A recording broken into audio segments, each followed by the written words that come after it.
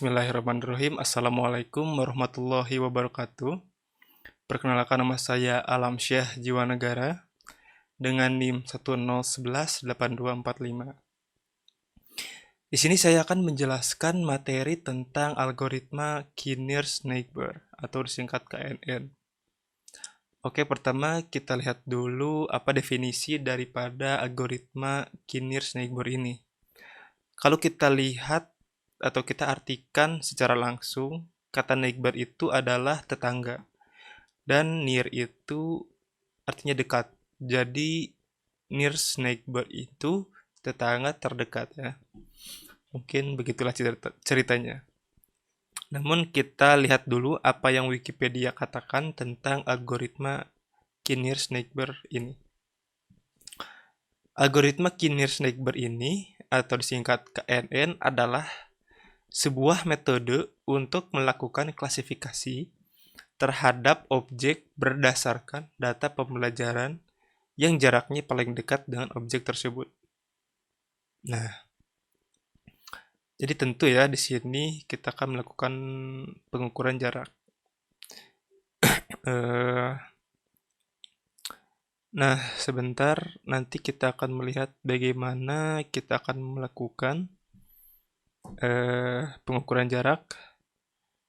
Kita akan menggunakan metode apa? Kita akan lihat sebentar.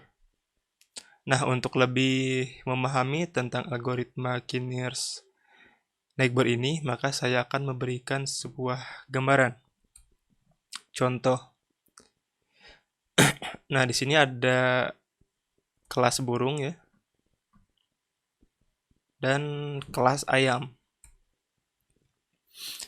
Nah, di sini ada dua kelas, yaitu kelas burung dan ayam. Nah, yang pertama kita akan lihat bagaimana ciri daripada burung dan bagaimana ciri dari ayam.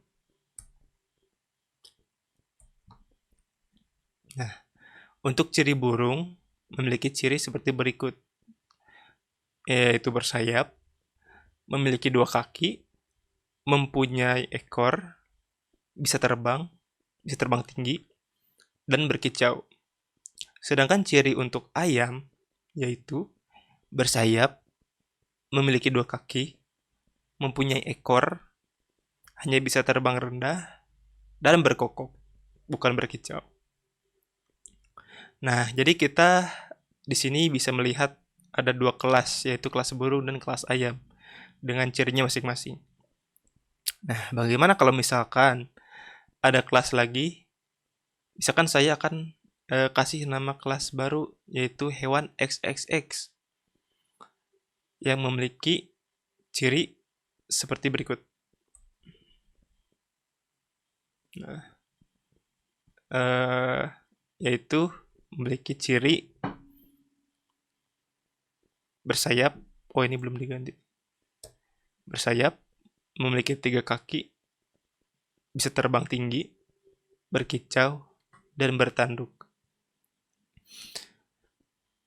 Nah, sekarang saya akan menentukan dari kedua kelas ini, yaitu kelas burung dan kelas ayam, kira-kira kelas hewan XXX ini masuk ke kelas mana ya?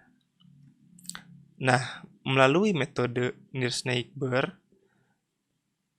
maka kita harus melihat kemiripan. Nah, yang mana yang memiliki banyak kemiripan atau similarity? Nah, kita lihat tabel berikut ini. Nah, ternyata XXX ini ciri pertamanya adalah bersayap.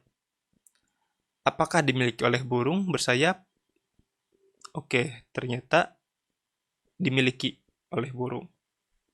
Apakah ayam bersayap? Oke, ayam juga sama bersayap. Kemudian memiliki 3 kaki. Apakah burung memiliki 3 kaki? Tidak. Dan apakah ayam memiliki 3 kaki juga? Tentu tidak. Kemudian bisa terbang tinggi. Apakah burung bisa terbang tinggi? Ya, termasuk. Berarti ciri-cirinya sama. Kemudian ayam. Apakah ayam bisa terbang tinggi? Tidak. ternyata tidak termasuk. Nah, ciri selanjutnya adalah berkicau. Apakah burung berkicau? Ternyata burung ini bisa berkicau. Sekarang kita lihat ayam. Apakah ayam bisa berkicau? Ternyata tidak bisa berkicau, tapi berkokok. Untuk ciri selanjutnya yaitu bertanduk. Nah, burung dan ayam masing-masing tidak memiliki ciri tersebut, yaitu tidak bertanduk. Nah, setelah kita menentukan atau melihat mana yang memiliki banyak kemiripan, maka kita bisa menentukan bahwa kelas hewan XXX ini dia lebih banyak memiliki kemiripan dengan kelas burung. Dengan demikian, kesimpulannya adalah kita bisa menggolongkan kelas XXX ini ke dalam kelas burung karena dia memiliki banyak kemiripan. Mungkin sampai di sini bisa mengerti ya. Kita lanjut.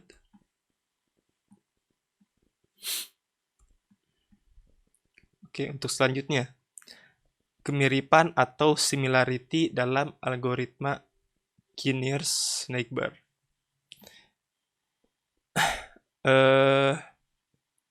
Kemiripan atau similarity dalam algoritma Kinnears-Neighbor itu bisa dihitung menggunakan metode Euclidean distance namanya. Agak susah sih ya untuk penyebutannya, tapi nanti juga bisa familiar dengan penyebutan namanya. Nah, dengan rumusnya seperti berikut. Itu dx y sama dengan akar dari sigma n xi dikurangi yi kuadrat. Nah, jadi seperti itu ya. Di mana dxy adalah jarak data ke y dan xi adalah data training ke i. yi adalah data testing ke i. Kita lanjut ke persoalan, contoh persoalannya. Perhitungan manual algoritma KNN. Nah, di dalam melakukan perhitungan manual itu selamanya kita harus memiliki dulu data training dan data testing. Nah, di sini saya kasih contoh data training seperti ini, yaitu X, Y, dan kelas. Nah, ini data trainingnya ya.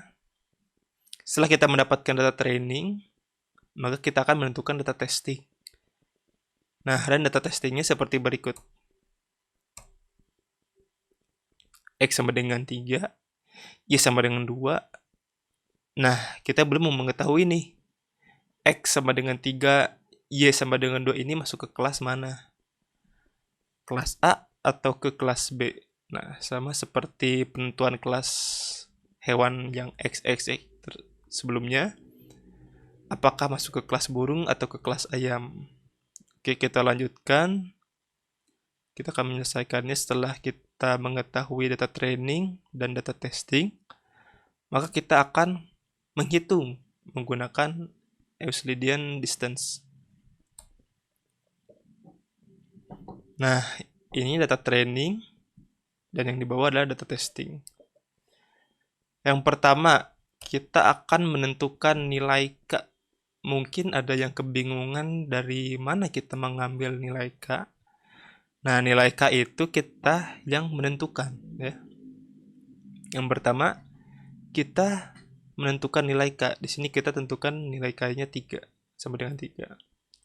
Yang kedua adalah kita harus menghitung jarak data training dan data testing dengan menggunakan rumus Euclidean distance sehingga kita mendapatkan hasilnya seperti ini.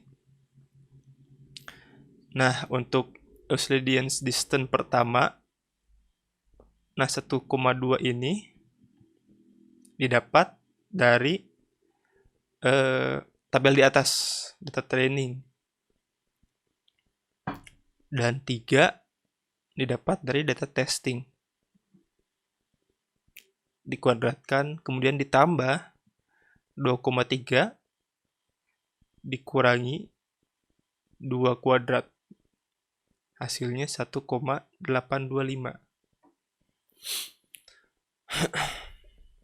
Kemudian Euclidean distance yang kedua 2,5 dikurangi 3 dikuadratkan ditambah 4,6 dikurangi 2 dikuadratkan sama dengan mendapatkan hasilnya 2,648. Dan seterusnya sampai Euclidean distance yang kelima yang mendapatkan hasil 3,354. Langkah ketiga, setelah kita menghitung jarak data training dan data testing yang telah kita dapatkan hasilnya, langkah selanjutnya adalah kita mengurutkan dari data berdasarkan jarak terkecil terlebih dahulu.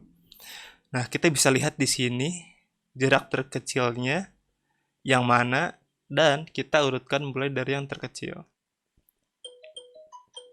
Setelah kita mengurutkan, kita mendapatkan datanya seperti berikut. Nah, kemudian langkah keempat adalah menentukan kelas. Nah, jadi sesuai dengan definisinya, algoritma Kinnear-Snaiberg ini adalah mencari jarak yang terdekat. Maka yang kita dapatkan di sini adalah 1,414 dan masuk ke kelas B. Nah, jadi data testing untuk X sama dengan 3 dan Y sama dengan 2 itu masuk ke dalam kelas B. Dan seterusnya hingga jarak data terbesar atau terjauh yaitu 3,354 masuk ke dalam kelas B. Dan hanya 2 data saja yang masuk ke dalam kelas A, yaitu 1,825 dan 2,648. Oke, jadi sekian penjelasan mengenai materi algoritma Kinnear-Snaiberg. Kurang lebihnya mohon maaf bila ada kekurangan atau kesalahan dalam penyampaian, karena saya juga masih belajar mengenai algoritma ini. Terima kasih. Wassalamualaikum warahmatullahi wabarakatuh.